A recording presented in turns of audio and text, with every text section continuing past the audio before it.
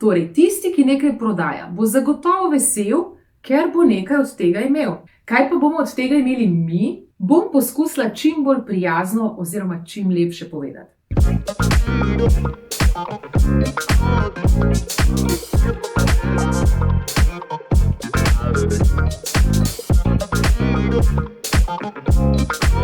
S trenutkom, ko se oseba odloči, da bo nečemu ali nekomu sledila, nekaj poslušala, se nečesa učila, nekaj prebirala, se skratka v nečem urila. To najverjetneje pomeni, da ji nekaj manjka, da po nečem hrepeni, da z nečim ni zadovoljna, da jo nekaj žuli, po domače rečemo, ne?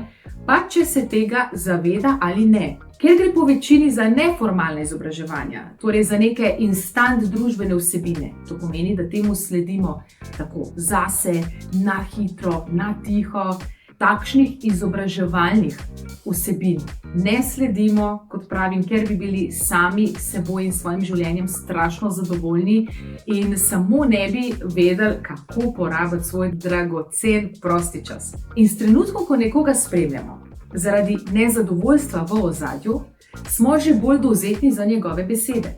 Bolj, ko so sladke, medene, bolj, ko nam nekaj obljublja, nas boža, treplja, bolj nas bo prepričal v to, kaj vse lahko pridobimo. Bolj intenzivno, posledično bodo brbotala naša čustva in bolj verjetno je, da bomo naredili oziroma sledili točno tisto, kar bo povedano.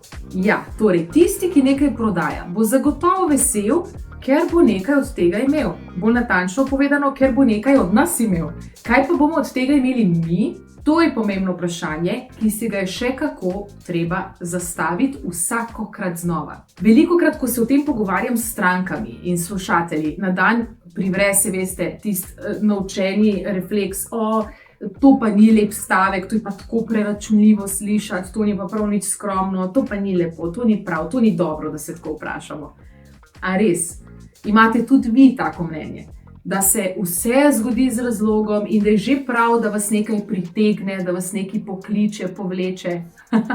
Veste, to pravilo bi veljalo, če bi mi rokovali se tako med sabo. Tako, bosi in v živo bi lahko rekla. To pomeni, da bi bilo tako, če in ko ne bi bili tako zelo zapacani, kot smo. In če in ko ne bi bili tako zbombardirani z vsemi vsebinami z vseh strani, kot smo, in z vsemi možnostmi izbire in tako dalje. Do takrat pa je vse skupaj le del igre, kako nekomu nekaj prodati in kako ga prepričati, da to zagotovo potrebuje in bo čudežno rešilo vse njegove težave. Umologija pa poudarja obratno. In sicer, da vsega tega absolutno ne potrebujete.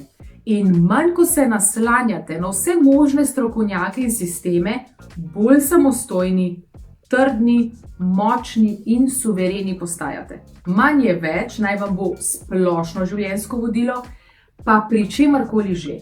Hrana, pijača, vsebine, druženje, karkoli. Kar seveda pa naj podkrepim stavkom za konec, da tisto manj naj pa bo zato toliko bolj kvalitetno.